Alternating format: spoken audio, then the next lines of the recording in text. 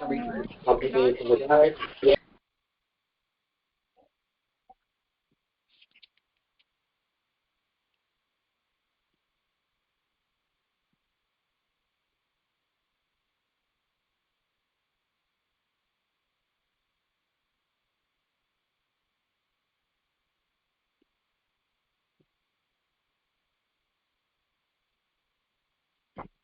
अध्याय के द्वितीय पाद अंतर्गत ब्रह्म की निर्गुणता और सगुणता के विषय में कुछ विचार जो है वो इस पूरे पाद का मुख्य विषय है।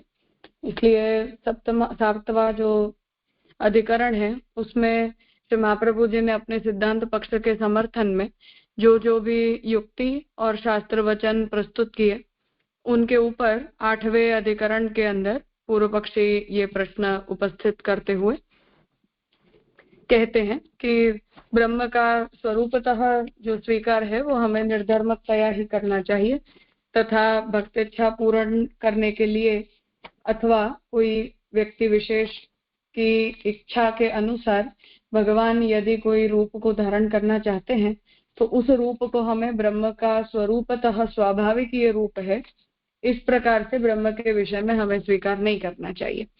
तो वो अधिकरण के अंदर पूर्व पक्षी ने अपना ये मत उपस्थित किया। अब आगे अतो अनंतेन तथा ही लिंगम इस दूसरे सूत्र से भी पूर्व पक्षी अपनी बात को और भी ज्यादा सिद्ध कर रहा है और फिर तीसरे सूत्र से महाप्रभु जी अपना सिद्धांत उपस्थित करेंगे। तो ततः द्वितीय सूत्रे एकस्य वस्तुनः निमित्तं विना प्रतिक्षणम् अन्यान्य दृश्यत्वं न वक्तुं शक्यते अतः अनंत रूपेण आविर्भावे भक्त काम एव निमित्तम।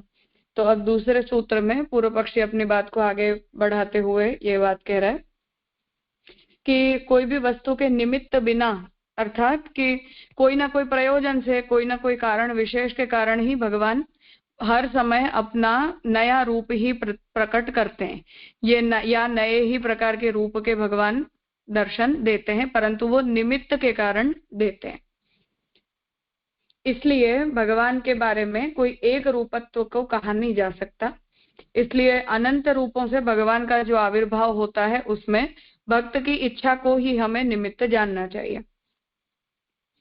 तथा सती तद विग्रह एवं न तो ब्रह्म स्वरूपम। ऐसा होने पर भगवान का जो प्रकट रूप है वो विग्रह है, वो ब्रह्म का मूल स्वरूप नहीं है। अतएव यद्यध्यात उरुगाय विभावयन्ति तत्तद् वपुः प्रणयसे सदनुग्रहाय इति तृतीय स्कंदे ब्रह्मणा अपि उक्तम।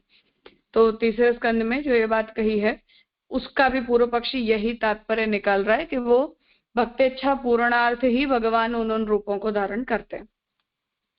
अतः तत्शरीरमेव न तो ब्रह्म स्वरूपम इति द्वितीया शंका। तो पहली शंका प्रथम सूत्र के अंदर बता दी कि ब्रह्म के मूल रूप को ही हमें निर्विकार निर्विशेष जानना चाहिए। अब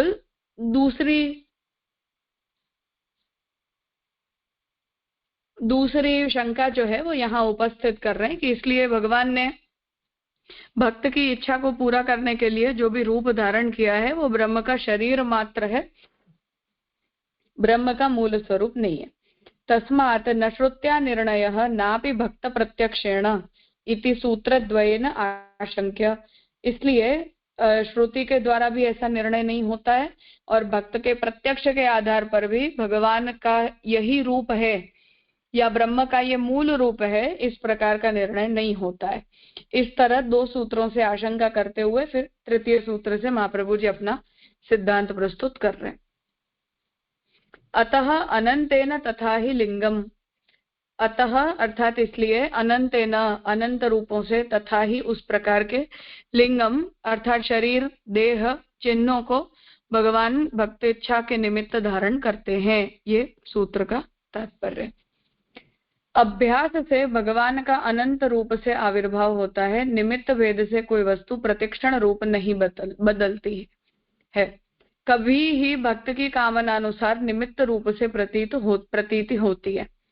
तो पूर्व पक्षी यहाँ इस बात को कह रहा है कि भक्तों के अभ्यास के कारण उनकी साधना के कारण भगवान अनंत रूप से आविर्भूत होते हैं निमित्त भेद के कारण ही भगवान के स्वरूप में स्वरूप के अंदर भी परिवर्तन आता है। अन्यथा कोई भी वस्तु एक एक क्षण में या हर अवतार में अपना नया नया रूप प्रकट नहीं करती है। इसलिए भक्त की कामना ही यहाँ निमित्त है और उसी निमित्त से भगवान के स्वरूप में या अवतारों में ऐसे परिवर्तन दिखाई देते हैं। निमित्त भेद से जायमान वस्तु नहीं होती, अपितु विग्रह ही होता है। अर्थात जायमान प्रकाश में विभिन्नता नहीं होती, अपितु विग्रहों में विभिन्नता होती है। यही विचार सही है। तो पूर्व पक्ष यहाँ इन दोनों सूत्रों से अब यहाँ अपना मत स्थित कर रहा है कि इसलिए निमित्त भेद से जायमान वस्तु नहीं होती, अर्थात कोई भी वस्तु की जो उत्पत्ति है वो निमित्त के भेदों से नहीं होती है, परंतु विग्रहों में विभिन्नता होती है। तो की सेवा करती हूँ, आप अपने घर के अंदर जिस सेवक की सेवा करते हैं तो सभी कृष्ण ही, परंतु मैंने जैसा भाव किया तदनुसार मैंने उस स्वरूप का दर्शन किया और ऐसे विग्रह की सेवा की और आपने उस प्रकार से की, तो एक ही कृष्ण है, परंतु हम सभी के घरों में वो विभिन्न रूपों से विराजते हैं।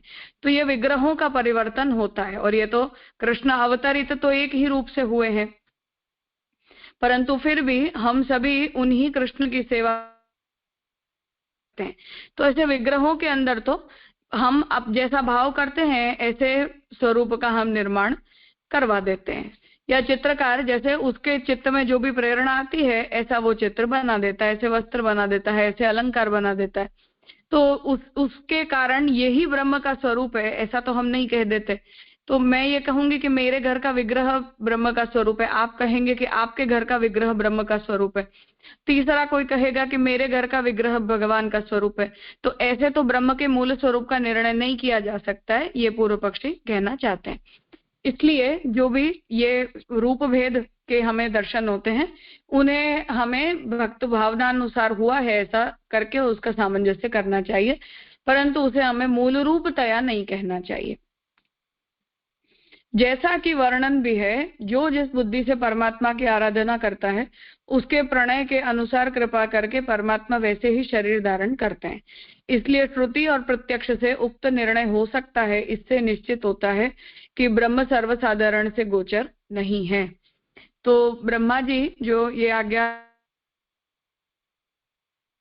हुए कि हम जैसा धारण करते हैं ऐसा हमारे भगवान ऐसे रूप स्वरूप को हमारी भावना की संपूर्ति के लिए धारण कर लेते हैं।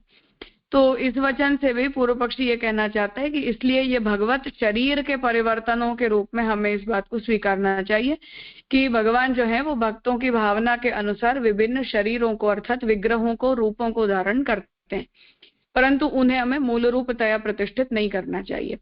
इसलिए पिछले अधिकरण में महाप्रभु जी ने जो दो बात कही कि एक तो श्रुति के उद्धृत वचनों के द्वारा और भक्तों को होने वाले प्रत्यक्ष के आधार पर ये निर्णय होता है कि ब्रह्म साकार भी है कि नहीं, इसके द्वारा ये निर्णय नहीं हो सकता है। तो उससे पूर्व पक्षी इस निर्णय पर आ रहा है कि सर्वसाधारण के ऐसा कोई स्वरूप जो है वो नहीं हो सकता है कि जिससे हम ब्रह्म के स्वरूप के अंदर साकारता का स्वीकार करें या सगुणता का स्वीकार करें।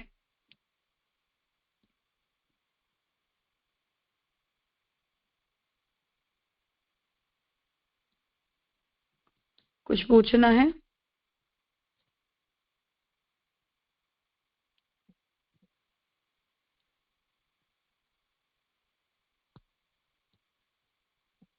हाँ कहिए।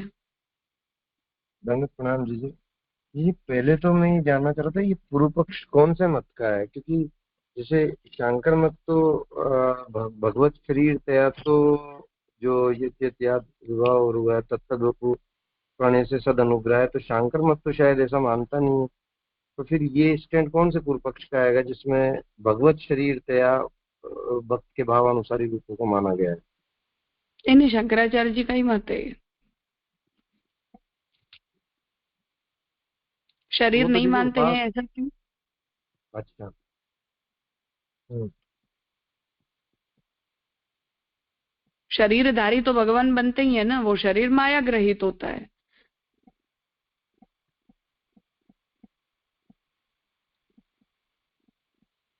पर वो तो जैसे अल्टीमेटली उपासनार्थ कल्पित रूप ही हुआ। हाँ, तो शरीर तो ब्रह्म का स्वरूपतः तो शरीर कोई होता नहीं है, तो माया के द्वारा ब्रह्म अपना शरीर धारण करते हैं। हम भी तो माया के द्वारा शरीर धारण करते हैं। माइक देह है वो, माइक स्वरूप है, यही तो निर्णय हुआ इसका।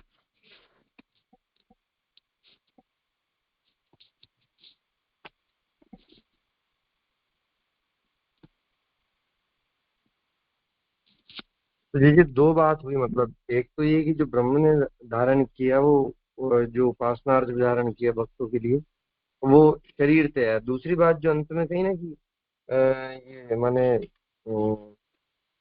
तस्मात् सर्व अगोचरम एवं ब्रह्म इति एवं प्राप्तम।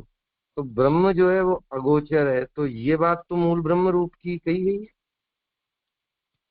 हाँ, वो इसीलिए तो वो निर्गुण है।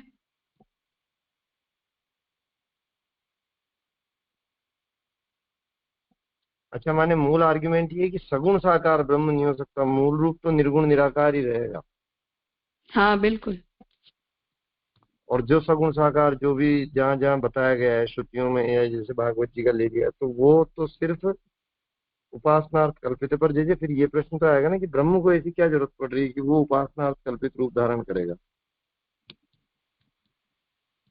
नहीं, ब्रह्म तो माने जो है वो उपासनार्थ कल्पित रूप इसलिए धारण करते हैं क्योंकि भक्तों की ऐसी कामना होती है।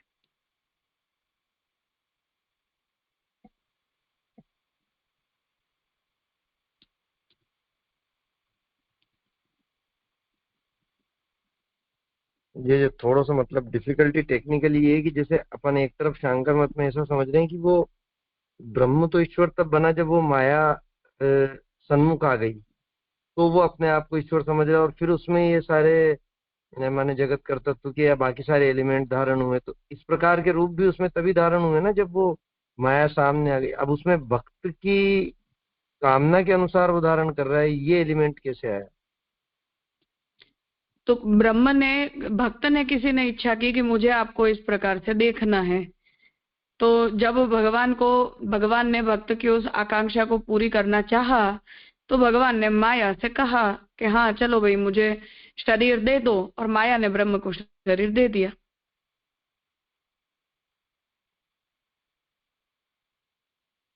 तो वो माया ब्रह्म के अधीन हुई उस तरीके से अगर मानेंगे तो, जबकि अपन वहाँ अनादि मान रहे हैं और उसको एक स्वतंत्र फैक्टर मान रहे हैं, इस परेशान कर मत।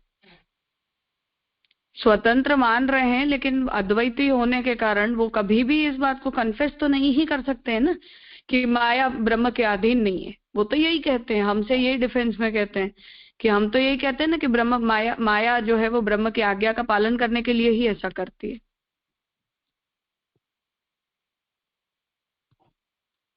अच्छा, मेरी समझ ऐसी थी कि वो एक्सीडेंटली सामने आ गई तब ये ईश्वर और जगत कर्तृत्वता और ये सब सारी बात प्रकट हो रही नहीं, है, लेकिन ब्रह्म अब ये इनवाइट करते हैं माया को, ब्रह्म माया को इनवाइट करते हैं। अच्छा अच्छा अच्छा, माने उनके हिसाब से तो यही बात है कि ब्रह्म माया तो ब्रह्म के आदि ही नहीं है। हाँ बिल्कुल।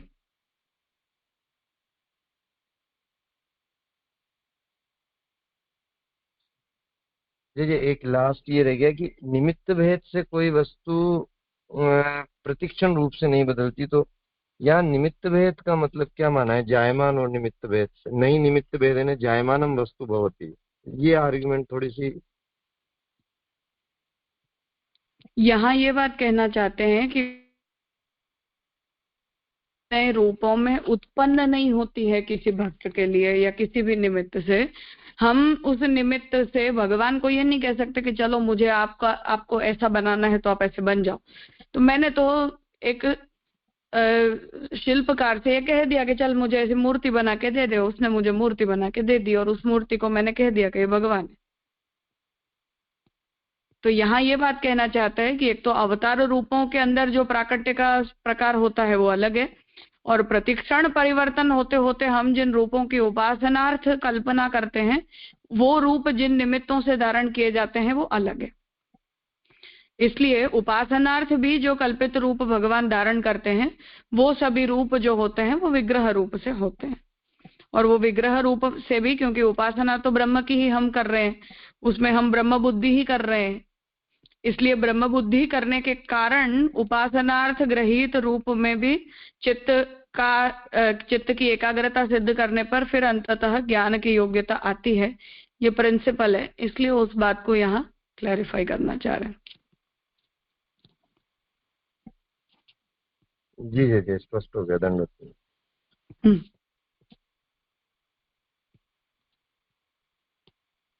हाँ भानुबन। राजा प्रणाम। तो देखो ये बात क्या हुई कि ब्रह्म माया को इनवाइट कर रही हो कि माया ब्रह्म को इनवाइट कर रही है। हाँ, अपने यहाँ तो ब्रह्म माया को इनवाइट कर रहे हो कि चलो जगत रचना है तो आप आगे चलो, मैं पीछे रहूंगा, ऐसा कुछ समझ में आयो यहाँ जी? हाँ, शंकराचार्य जी भी ऐसा ही कहते हैं कि ब्रह्म ही माया को बुलाते हैं कि मुझे जगत रूप बनना है, इसलिए तुम आओ। तो फिर क्या, इसलिए ब्रह्म के ही संकल्प से माया जो है वो जगत रूप दिखाती है ब्रह्म को। ये शंकराचार्य जी कह रहे हैं। हाँ हाँ बिल्कुल, तो अपन भी वो कह रहे हैं ना, पर हम कहते हैं, लेकिन हमें उस बात से आपत्ति है कि अगर आप माया को ब्रह्म के अधीन मानते हो, क्या समस्या है? नहीं, सुना ही नहीं, एक बच्चे निकल गए राजा, सुनाई नहीं दिया। हम शंकराचार्य जी से ये पूछे कि अगर आपको ब्रह्म माया जो है वो ब्रह्म के अधीन है ऐसा कहने में यदि आपको कोई आपत्ति नहीं है, तो वही जो माया है वो ब्रह्म की शक्ति है ऐसा कहने में आपको क्यों समस्या है? जी, अब वहां समस्या ये है कि ब्रह्म के अंदर शक्तिमानत्व का धर्म प्रकट हो जाता है, क्योंकि आप अगर कोई भी प्रकार की शक्ति को धारण करोगे तो आप शक्तिमान कहलाओगे। तो शक्ति से युक्त होना ये भी एक प्रकार का गुणधर्म है।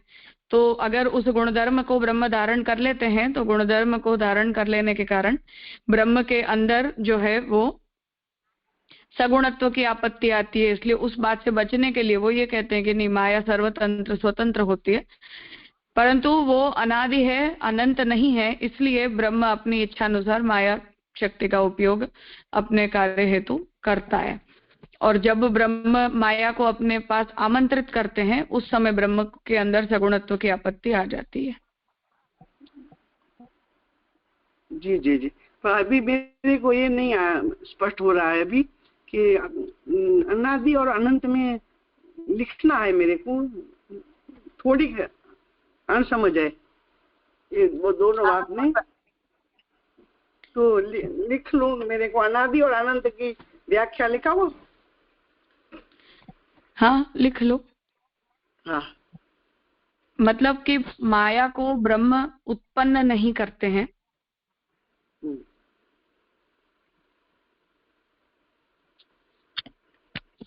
अर्थात जैसे ब्रह्म जो है वो अनादि अनंत काल से अस्तित्वमान है, उसी प्रकार से माया भी अनादि अनंत काल से अस्तित्वमान है। परंतु ब्रह्म अनंत तत्व है, अर्थात ब्रह्म का कभी नाश नहीं हो सकता है। पर जब भी ब्रह्म माया के संसर्ग से निवृत्त हो जाते हैं तब माया का नाश हो जाता है। तो ये वो अनादि ना रही ना? नहीं, अनंत नहीं रही, अनादि तो रही। बस वो मेरे को कुछ है, अनंत ना रही। हाँ, है ना? अनंत ना रही। जी जी जी राजा, प्रणाम।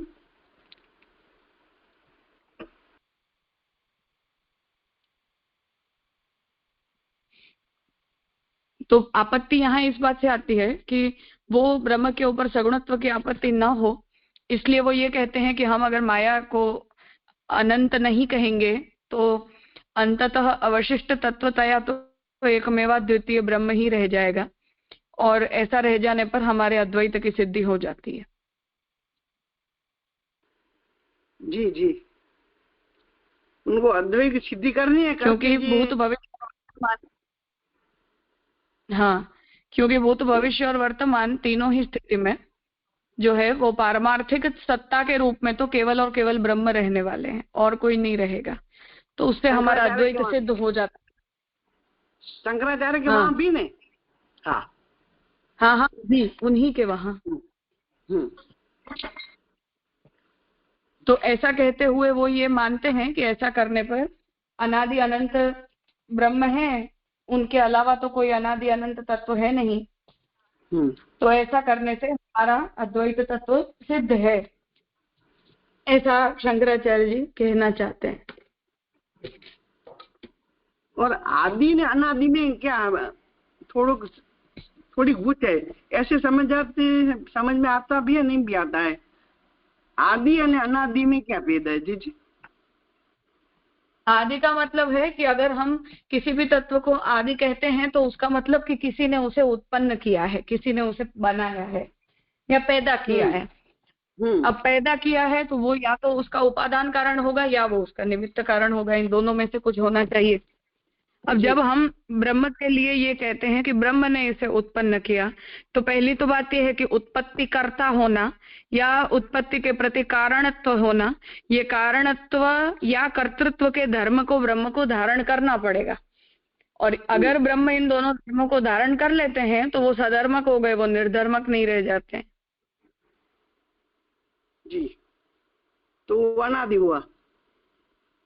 इसलिए ब्रह्म के लिए ब्रह्म को किसी के प्रति कर्ता या किसी के प्रति कारण कहा नहीं जा सकता है।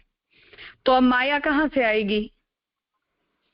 अब माया अगर नहीं आएगी तब तो सृष्टि को सिद्ध करने के लिए आपके पास कोई साधन नहीं है, क्योंकि ब्रह्म सृष्टि करता है, ये भी कहने में वही आपत्ति आ रही है। इसलिए ब्रह्म के ऊपर कर्तृत्व या कारणत्व की आपत्ति ना आए, इसलिए ये कहा जा रहा है कि ब्रह्म से माया स्वतंत्र है, माया भी एक अनादि तत्व है।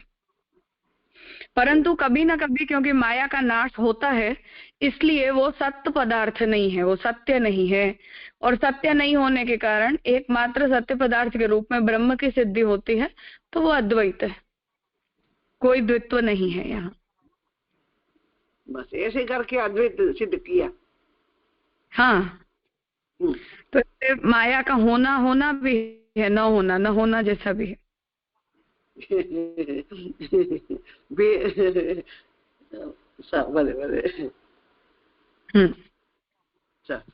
प्रणाम राजा। हाँ हाँ स्वाति बहन। हाँ प्रणाम राजा। राजा, यहाँ जो आपने बताया कि उनके वहाँ माया उपास्य रूप से प्रकट होती है या अवतार रूप से, तो अवतार रूप से भी अगर प्रकट हुई जी, ब्रह्म प्रकट होता है उपास्य रूप से और अवतार रूप से। अच्छा, ब्रह्म प्रकट होते हैं उपास्य रूप से या अवतार रूप से, तो उपास्य रूप से ब्रह्म प्रकट हो जाएंगे तो खाली उपासना के लिए? हाँ, जैसे मैंने अपने घर में कृष्ण की उपासना करनी चाहिए, तो कृष्ण ने मेरी उपासना के संकल्प की सिद्धि हेतु उस विग्रह रूप में वो प्रतिष्ठित हो गया। ओके, जैसे अपने घर में प्रभु को अपन वो तो अवतारी प्रभु अपने घर में प्रकट हुए, ऐसे समझते हैं ना? हाँ, क्योंकि हमारे लिए तो ब्रह्म अनंत रूपों को धारण कर सकता है ना, ब्रह्म के कर्तृत्व में या ब्रह्म के कारणत्व से हमें कोई आपत्ति नहीं है। ओके, तो उनके वहाँ यह ब्रह्म को उपास्य रूप से प्रकट होने का कारण क्या है? फक्त फर्स्ट उपासना करेंगे और फिर उनको अहम ब्रह्मास्मि की साधना पे आगे लेके जाएंगे, ऐसे वो कारण है? हाँ, दोनों बातें। एक तो उपासना शास्त्र सिद्ध पद्धति है, तो शास्त्र निरूपित है, इसलिए उस प्रक्रिया को सिद्ध तो करना ही है। नास्तिकों की तरह ये तो नहीं कह देंगे कि ये फर्जीवाड़ा है। या जैन और बौद्धों की तरह ये भी नहीं कह देंगे कि पूजा मूर्ति पूजा करने वाला जो है वो पापी होता है, म्लेच्छों के जैसे भी ऐसा नहीं कह देंगे। तो नास्तिक मत तो है नहीं कि उपासना को आप कल्पित और मिथ्या कह दो। तो शास्त्र से सम्मत प्रक्रिया है, तो वो फल भी देती है, न्यून फल देती है। सकाम हो तो सकाम लोगों की इच्छाएं को भी तो उपासना के द्वारा उनकी भी तो पूर्ति होती है ना। तो शास्त्र ने जो भी उपासनार्थ साधन बताए वो सभी साधन सिद्ध हो जाते हैं। Okay okay, clear. देखिए, इसमें आपत्ति ये कुछ ऐसे टेक्निकल कंसेप्ट हैं जिनकी वजह से हो रही है। जैसे न्याय इस बात को कहता है कि जब भी मैं ये कहती हूँ कि पुस्तक है, तो पुस्तक का होना इस बात को प्रिसपोज करता है कि पुस्तक कभी नहीं भी है या कभी नहीं भी होगी। तो भाव जो है वो अभाव को प्रिसपोज करता है। न्याय की भाषा में भाव जो है वो अभाव का प्रतियोगी होता है। प्रतियोगी का मतलब यहाँ कंपटीशन नहीं है, पर जो घट है या पट है या पुस्तक है, उसका यदि भाव है तो वो अभाव का प्रतियोगी भाव है, और यदि अभाव है तो वो भाव का प्रतियोगी भाव है सर्वदा। ये सिद्धांत है जी। तो अगर आप किसी भी वस्तु में ये है सत्य, ये होना, ये होने के धर्म को अगर आप वहां किसी भी वस्तु के अंदर अप्लाई करते हो, तो वो वस्तु अपने न होने की पॉसिबिलिटी को प्रिसपोज करती है, हर हमेशा करती है। राइट। जिसे वो प्रागभाव या प्रध्वंसा भाव कहते हैं। अब इस स्थिति में अगर आप ब्रह्म के बारे में ये कहते हो कि वो है, तो उसका मतलब क्या कि क्या वो कभी नहीं था? तो टेक्निकली दुनिया की कोई भी वस्तु, हमारी जो अंडरस्टैंडिंग है उसमें, या इस ब्रह्मांड की कोई भी जो वस्तु है उसके अंदर, जो भी द्रव्य किसी भी प्रकार के गुण को धारण करता है वो विभज्य होता है। ये एक दूसरा प्रिंसिपल है, क्योंकि आप उस गुण को उससे अलग कर सकते हो, उस गुण का नाश भी कर सकते हो, उस गुण को कहीं और इंपोर्ट और एक्सपोर्ट भी कर सकते हो, और उस द्रव्य को उस गुण से विहीन भी बना सकते हो। ये सब कुछ किया जा सकता है।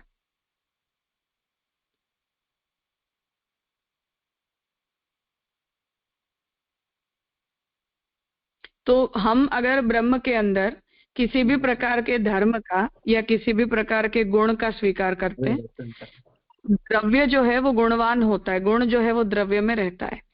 तो द्रव्य के अंदर हम किसी भी प्रकार के गुण की स्वीकृति करते हैं तो वो विभाग करने योग्य होता है, उसका विभाग पॉसिबल है। ये उसका प्रिंसिपल है। ये अब इस प्रिंसिपल के अंदर अगर हम ब्रह्म को अप्लाई करते हैं तो वो विभज्य सिद्ध होता है।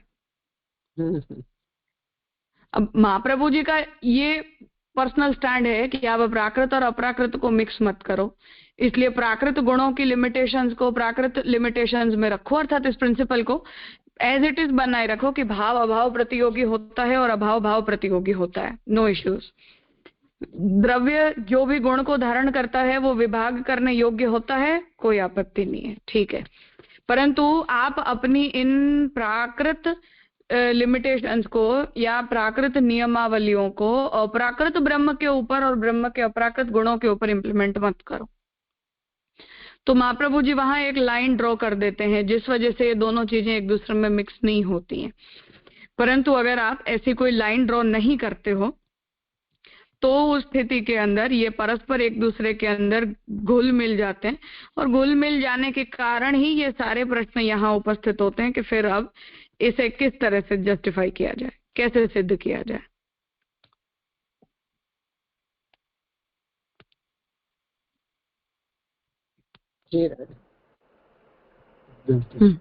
एकदम क्लियर।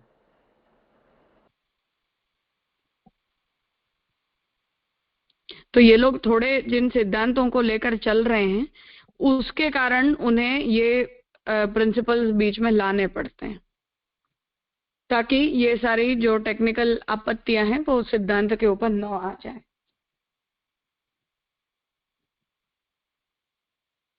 जी जी, एक बार और बताएंगे। शंकराचार्य जी के जितनी समस्या नहीं है, परंतु फिर भी मध्वाचार्य जी, रामानुजाचार्य जी दोनों के ही सिद्धांतों में सेव्य विग्रह अर्चावतार होते हैं और अर्चावतार मूल रूप नहीं होता है।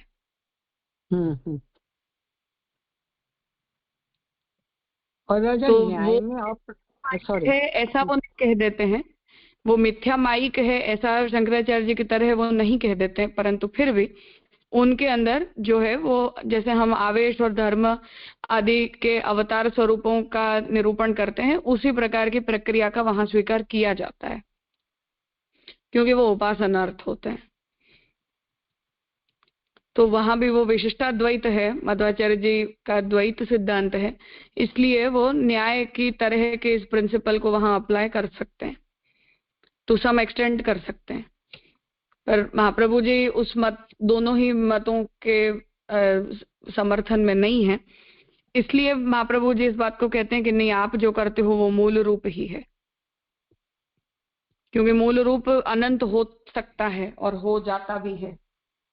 क्योंकि यहाँ जैसे ये आपत्ति उपस्थित की जा रही है, ऐसे मैं कहूं कि मेरे घर का सेव्य मूल रूप है और आप कहो कि आपके घर का सेव्य मूल रूप है, तो या तो हम लड़ सकते हैं या दोनों को हम मूल रूप मान सकते हैं या किसी को भी मूल रूप नहीं मान सकते। इन तीनों में से कोई चौथा विकल्प अपने पास उपलब्ध नहीं है। जी। राजा न्याय माधव रामानुजाचार्य के मत में अप्राकृत नहीं मानते ब्रह्म को? मानते हैं। न्याय में भी मानते हैं? हाँ बिल्कुल मानते हैं। आत्मा के दो प्रकार होते हैं, जीवात्मा और परमात्मा, नित्य अनित्यश्च, और एक विभू होती है अर्थात व्यापक होता है, और एक परिच्छिन्न होता है। तो परिच्छिन्न चैतन्यवान जीवात्मा होती है और विभू चैतन्यवान परमात्मा होता है। तो फिर महाप्रभु जी प्राकृत अप्राकृत की बात कह रहे हैं और वो सिद्धांत बता रहे हैं, तो वो क्यों उनसे बाइफरकेट हो रहे हैं ऐसे?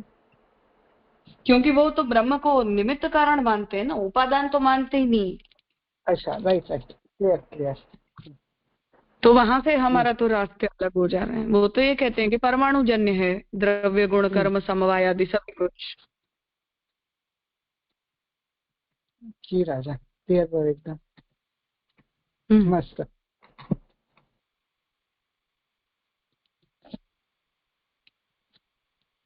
हाँ वर्षाबन। हाँ राजा, दंडवत प्रणाम। राजा, ये न्याय मत में आपने बहुत अच्छा समझाया, पर मुझे एक प्रश्न है कि जो रामानुज मत में अर्चा अवतार मूल रूप से नहीं होते हैं, ऐसे ही न्याय मत में भी जो आपने अभी बताया कि अणु परमाणु को मानते हैं और निमित्त कारण ईश्वर को मानते हैं, तो इसीलिए वो उपासना अर्थ माने जाते हैं वहां पे। ईश्वर निमित्त कारण न्याय को लेन देन नहीं, न्याय मत को तो उपासना आदि से कोई लेन देन नहीं। अच्छा, हाँ।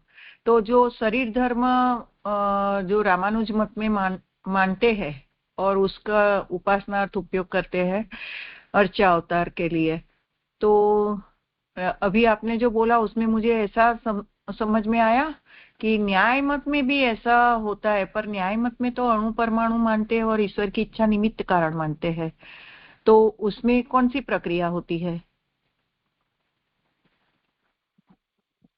ज्ञान प्रक्रिया? ईश्वर का काम होता है हरिजन। हाँ, ज्ञान प्रक्रिया होती है। सप्त पदार्थों के ज्ञान से मोक्ष होता है। जीवात्मा को स्वस्वरूप बोध होता है और जीवात्मा का मोक्ष होता है। द्रव्य और चेतना के बीच में भेद करना जीवात्मा सीखती है, और द्रव्य चेतना से अपने आप को भिन्न जानकर और फिर जीवात्मा का मोक्ष होता है। हाँ, तो उसमें तो उपासना आ ही नहीं सकती ना। हाँ, तो मैं थोड़ा गलत समझी थी राजा जी। क्लियर हुआ है राजा, प्रणाम राजा।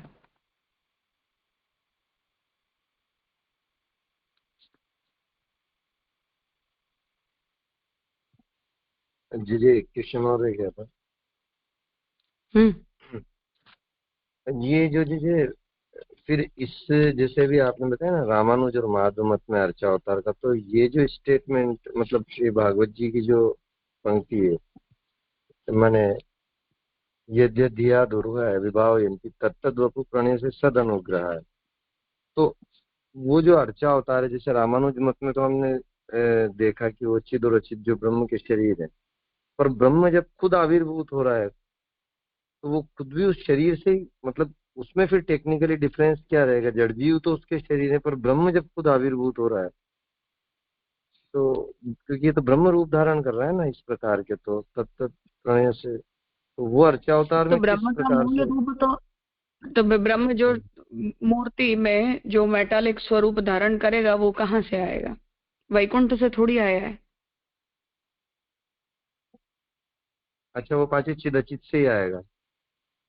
हाँ, प्राकृत द्रव्य है ना वो तो चित्त शरीर हुआ, सत शरीर हुआ। नारायण मूल रूप से वैकुंठवासी थोड़ी हुए।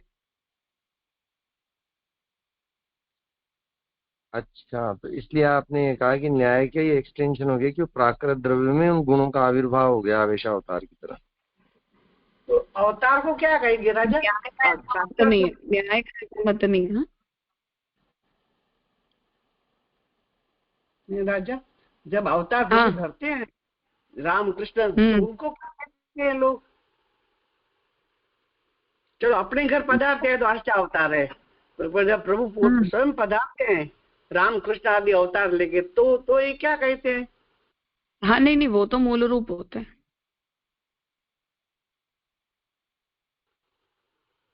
जी राजा। इसीलिए उनके वहां उपास्य रूपों के अंदर कोई डिफरेंसेस नहीं है। अर्थात कोई भी विष्णु स्वरूप की अर्चना करो तो सब कुछ एक ही है। कृष्ण की ही करनी, राम की ही करनी, नृसिंह की ही करनी, ऐसा कोई नियम नहीं है। ये रामानुज में दोनों, रामानुजाचार्य जी के वहां भी और मध्वाचार्य जी के वहां भी। जी राजा, इसलिए वो विष्णु रूप होना चाहिए, नारायण रूप होना चाहिए, बस इतनी ही रिक्वायरमेंट है। राजा बोल बेटा। राजा पूछू? हाँ, हाँ राजा बोलो। हाँ, तो वो मनीष भाई ने जो बात की थी कि क्या उस दिन वो पंचरात्र की, और उन्होंने बोला था कि रामायण उनके जो प्रमाण ग्रंथों में वो लोग मानते हैं। तो वो थोड़ा पॉइंट समझ में नहीं आया कि रामायण को वो लोग क्यों प्रमाण ग्रंथ में मानते हैं। एक ये प्रश्न था। और पंचरात्र का भी उन्होंने कहा था कि पंचरात्र का भी अमुक पोर्शन हम हमारे संप्रदाय में मानते हैं। तो ये दो प्रश्न थोड़े समझ में नहीं आए थे विशिष्टाद्वैत में। दोनों ही को महाप्रभु जी भी परम प्रमाण मानते हैं, हमें भी कोई आपत्ति नहीं है उसके प्रामाण्य को लेकर। पर उन्होंने रामायण, ये जैसे महाप्रभु जी वेद, भागवत जी, गीता जी और भाष्य એટલે सूत्र, ब्रह्मसूत्र, ये चारों को प्रमाण मानते हैं। उसी तरह उनमें जो रामायण, वेद और तीसरा पुराण बोला था उन्होंने, तो इसी तरह उन्होंने रामायण को एकदम ऑथेंटिक उनके ग्रंथों में लिया है, ऐसा कुछ मेरी समझ में आया था। तो रामायण को इतना जो उन्होंने इम्पोर्टेंस दिया, तो उसकी कोई, सबसे पहली बात यह है कि महाप्रभु जी ऐसा बिल्कुल भी नहीं कहते हैं कि मेरे लिए वेद, गीता, भागवत और ब्रह्मसूत्र प्रमाण है। महाप्रभु जी केवल इतना कहते हैं कि जब तक आपके अंदर सभी शास्त्रों को पढ़कर और कोई एक अर्थ के ऊपर निष्ठ हो पाने की बौद्धिक योग्यता नहीं है, तब तक इन चारों ग्रंथों के तात्पर्यार्थ को प्रमाण रूप समझना चाहिए। जब आप उतने मैच्योर हो जाते हो या आपकी बौद्धिक शक्ति उतनी डेवलप हो जाती है कि अब आप प्रत्येक शास्त्र से उसके अर्थ को निकाल पाने की योग्यता रखते हो, तब ये आप समझ सकते हो कि प्रत्येक शास्त्र इसी ब्रह्मवाद को बोलता है। ये महाप्रभु जी की प्रक्रिया है। इसलिए वेद, गीता, भागवत और ब्रह्मसूत्र ये प्राइमरी सोर्सेस ऑफ नॉलेज हैं या ये हमारे लिए प्रमुख प्रमाण है या प्राइमरी प्रमाण है, ये महाप्रभु जी के सिद्धांत की सबसे बड़ी मिसअंडरस्टैंडिंग है। ऐसा महाप्रभु जी का मत सर्वथा नहीं है। ये हमारे सौकर्य के लिए है केवल, क्योंकि हम पूरे शास्त्र समुच्चय का एकार्थ निकाल पाने के लिए योग्य नहीं है। तो हमारी सरलता के लिए हमसे ये कहा जाता है कि अभी के लिए आप ये कंसाइज शास्त्र यूज करो, और फिर जब बड़े हो जाओगे तब आप सभी शास्त्रों से यही अर्थ समझ लोगे। ऐसा आपका तात्पर्य है। उन चारों को महाप्रभु जी ने सिलेक्ट किया है, ऐसा बिल्कुल नहीं है। हाँ, बस मेरा ये समझ गलत थी जी। हाँ, क्योंकि वो रामायण तो को उल्लेख किया है अर्थोयमेव उन्होंने। निखिलैरपि वेदवाक्यैः रामायणैः सहित भारत पंचरात्रैः, इस प्रकार से महाप्रभु जी ने सर्वनिर्णय का शास्त्रार्थ का समापन किया। तो अर्थोयमेव निखिलैरपि वेदवाक्यैः रामायणैः सहित भारत पंचरात्रैः, तो वहां पंचरात्र और रामायण दोनों को ही महाप्रभु जी ने इसी ब्रह्मवादी प्रक्रिया के निरूपक शास्त्रों के रूप में कंसिडर किया। तो वेद, गीता, भागवत और ब्रह्मसूत्र का जो उल्लेख है वो केवल हमारी बौद्धिक कंडीशन को ध्यान में लेकर किया गया है। प्रामाण्य और अप्रामाण्य की वहां कोई चर्चा ही नहीं महाप्रभु जी करना चाहते। प्रत्येक शास्त्र मात्र प्रमाण। जी जी, क्योंकि रामायण का उन्होंने अलग से उल्लेख किया ना, इसलिए मुझे थोड़ा, पर आपने जो शास्त्रार्थ का लास्ट श्लोक बोला ना, उससे मालूम पड़ गया कि महाप्रभु जी ये ऐसा कुछ है ही नहीं कि अमुक सिलेक्शन है, ऐसा कुछ नहीं है अपने मार्ग में। अब समझ में आया। हाँ, तो हमारे वही कोटि है, श्रुति कोटि है, स्मृति कोटि है, इतिहास है, पुराण है, सूत्र है और तंत्र है। तो ये सब कुछ महाप्रभु जी को इक्वली मान्य है, इसमें कोई संशय ही नहीं। राजा, उन्होंने ऐसा बोला था कि उसमें से उन्होंने पंचरात्र में से भी अमुक जो पोर्शन है उसको ही हम फॉलो करते हैं, ऐसा कुछ कहा था उन्होंने कि हमारे ये। हाँ, क्योंकि वो पंचरात्र का जितना भी है वो सब कुछ सात्विक है, ऐसा नहीं है, और सब कुछ सर्वकाल और सर्वदेश में अनुसरणीय है, ऐसा भी नहीं है।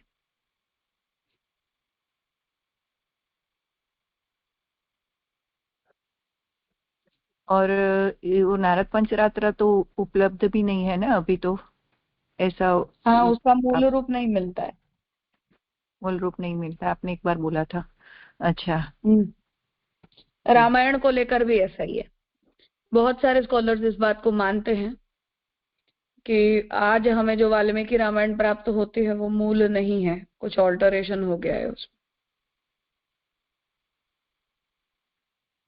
जी, ये छोटी छोटी बात तो हमें मालूम ही नहीं होती राजा, आप बोलते हो तो मालूम पड़ता है। जी राजा, प्रणाम राजा। साकार ब्रह्मवाद जो श्यामकाका जी का निबंध संग्रह है, उसमें शब्द प्रमाण वाले आलेख में विस्तार से श्यामकाका जी ने इस बात को स्पष्ट किया है कि शंकराचार्य जी के वहां प्रस्थान त्रयी का सिद्धांत है। तो जिन्हें वो प्रस्थान त्रयी कहते हैं, वो वेद प्रथम प्रस्थान है, गीता द्वितीय प्रस्थान है और ब्रह्मसूत्र तृतीय प्रस्थान है। इसलिए उन्होंने प्रस्थान त्रयी के ऊपर अपना भाष्य जो है वो प्रकट किया, परंतु उसकी एक सिस्टमेटिक जो प्रोसीजर है उसे हर संप्रदाय के ऊपर जबरदस्ती इम्प्लीमेंट कर दिया गया है। ये एक केवल एक एपिस्टोमोलॉजिकल इश्यू है शब्द प्रमाण्य को लेकर। तो वो शंकराचार्य जी का जो प्रस्थान त्रयी का सिद्धांत है, उस वजह से ये एक सर्वमान्य अंडरस्टैंडिंग बन गई है कि हर किसी के प्रस्थान ही होते हैं। प्रस्थान मतलब माइलस्टोन्स। तो जैसे मैं यहाँ से वडोदरा जाती हूँ तो पहला माइलस्टोन आता है, फिर दूसरा माइलस्टोन जरोद का आता है, तीसरा माइलस्टोन आता है, फिर चौथे माइलस्टोन के ऊपर हम वडोदरा पहुंच जाते हैं। तो 10 किलोमीटर का पहला माइलस्टोन आता है, 25 किलोमीटर का दूसरा आता है, फिर 50 का तीसरा आता है। तो ऐसे माइलस्टोन्स की तरह प्रस्थान जो है वो माने गए। तो श्रुति प्रस्थान है, स्मृति प्रस्थान है और सूत्र प्रस्थान है। तो उनके यहाँ का जो ये सिद्धांत है, उस वजह से जितने भी अद्वैत सिद्धांती हैं या वेदांत परंपराएं हैं, उन सभी वेदांतियों के सामने हर हमेशा ये कॉमन क्वेश्चन रेज किया जाता है कि आप कितने प्रस्थान मानते हो। ये एक प्रोसेस हो गई है, एक अंडरस्टैंडिंग हमारी ऐसी बन गई है उस अभ्यास के कारण। तो श्यामगोपाल जी ने वहां इस बात को बहुत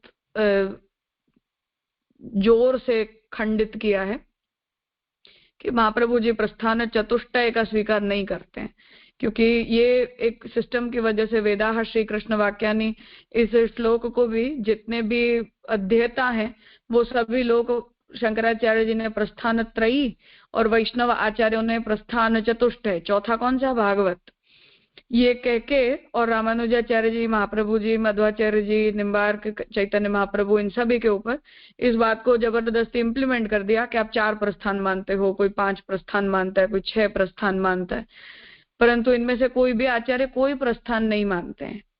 पर वो शंकराचार्य जी के जो एक पैटर्न है, उस पैटर्न को हमने स्वीकार लिया, जिस वजह से सवाल ही ऐसा पूछा जाता है तो मुंह से जवाब भी ऐसा ही निकलता है कि हम 4 प्रस्थान मानते हैं।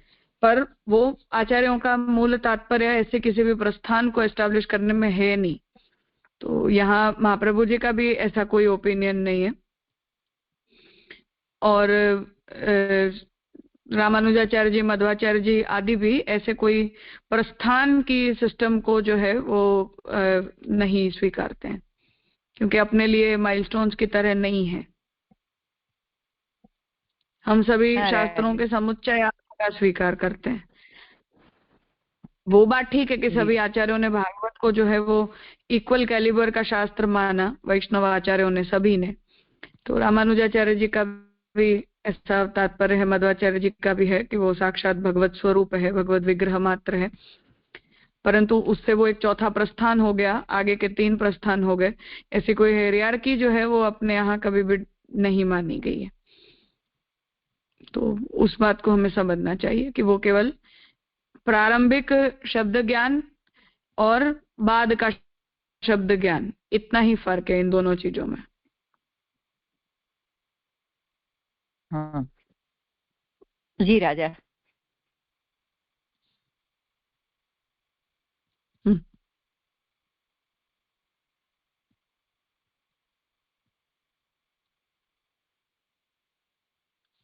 जी, मतलब एक बस मेरा थोड़ा सा कंफ्यूजन वो रह गए थे कि जैसे आपने न्याय में बताया ना कि जैसे द्रव्य जो गुणवान होता है और उसमें गुण का आविर्भाव हुआ, ऐसे अगर गुण के ठिकाने ब्रह्म को रख लें तो वहां क्या प्रक्रिया बताई, वो थोड़ा सा मेरा अंडरस्टैंडिंग रह गई थी जानना। नहीं, उस वजह से ये एक अंडरस्टैंडिंग का परिणाम ये आता है कि अगर हम ब्रह्म के अंदर गुण मानते हैं तो सगुण होने के कारण ब्रह्म के अंदर भी ऐसे विभाग और अविभाग को सोचने की एक पैटर्न जो है वो मेंटली डेवलप हो जाती है।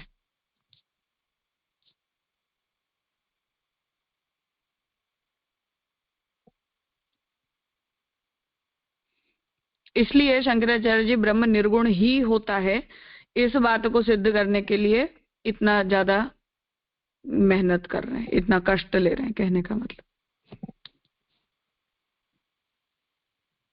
तो जी ये बात यहाँ तो समझ में आएगी, और जो अद्वैत के आचार्य वहां भी हमने देखा, जैसे आपने रामानुजाचार्य का भी बताया, और अपना तो कंसेप्ट अलग है कि, पर माने अलग इस संदर्भ में कि अपन टोटली सच्चिद और आनंद का कंप्लीट आविर्भाव मान रहे हैं, पर वो मध्वाचार्य जी इस बात को कैसे लेंगे अर्चा अवतार को, क्योंकि वो तो द्वैतवादी मत है, तो वहां कैसे स्वीकारेंगे?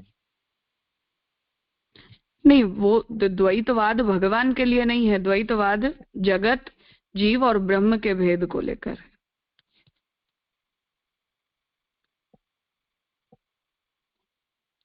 तो फिर अर्चा अवतार में सारे गुणों का आविर्भाव मान रहे हैं कंप्लीट? हाँ हाँ, क्यों नहीं। मूल रूप नहीं होता है, वो तो एक अलग डिस्कशन है।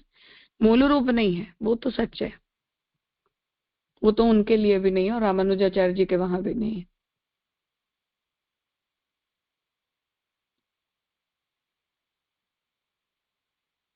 तो जैसे जैसे रामानुजाचार्य जी का तो समझ आता है, मतलब जैसे चित और अचित के कारण कि वो आविर्भाव उसमें ही होगा ब्रह्म के शरीर में, तो इस कारण से वो संपूर्ण रूप से गुणवान ही आ पाएंगे, पर मध्वाचार्य जी के वहाँ कैसे लेंगे, मतलब मैं वो थोड़ा सा जानना चाह रहा था।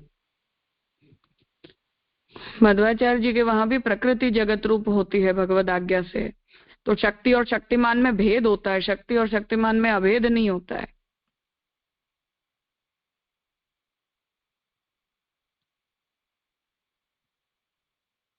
अच्छा, मतलब तो वो जब इनडायरेक्ट हो शक्तिमान गया। अपनी शक्तियों का उपयोग करके और अपने आप को स्वरूप में प्रकट करते हैं, तो वो शक्ति जो है वो शक्तिमान से भिन्न होने के कारण तद्रूपतया उत्पन्न होती है, वो अभिन्न नहीं होती है।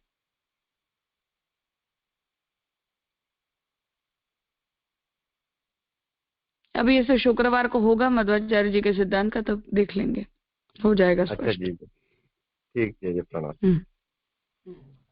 अच्छा, यही संदर्भ में प्रणाम राजा। तो जो हृदय महाप्रभु ठाकुर जी को सावरण कर रहे, तो वो तो अलग ही समझना होगा ना। ये जो अर्चावतार में मूल रूप नहीं माने, तो उसी तरह तो हम नहीं समझेंगे ना। सावरण जो महाप्रभु हृदय महाप्रभु बता रहे अपनी अवस्था, हरिराय जी उस संदर्भ से कह रहे हैं कि अपनी योग्यता नहीं होने के कारण भगवान अपने मूल रूप को प्रकट नहीं करते। हाँ, वही अवस्था बराबर जी राजा। जी राजा,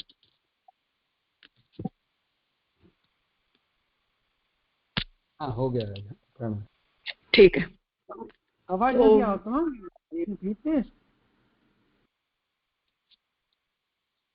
हाँ जी, नहीं सुनाई दे रहा है मुझे तो अच्छे से दिया। नहीं, मेरे को नहीं सुनाया, यहाँ नहीं आता। हाँ आपके वहां शायद नेटवर्क। ठीक है, तो ये दो सूत्र से यहाँ पूर्व पक्ष जो है वो संपन्न होता है। आगे अब उभय व्यपदेशात तू अहि कुंडलवत, इस 27वें सूत्र से फिर महाप्रभु जी अपना सिद्धांत उपस्थित करेंगे। अगले वीक उसे हम करेंगे। आज यहाँ रखते हैं।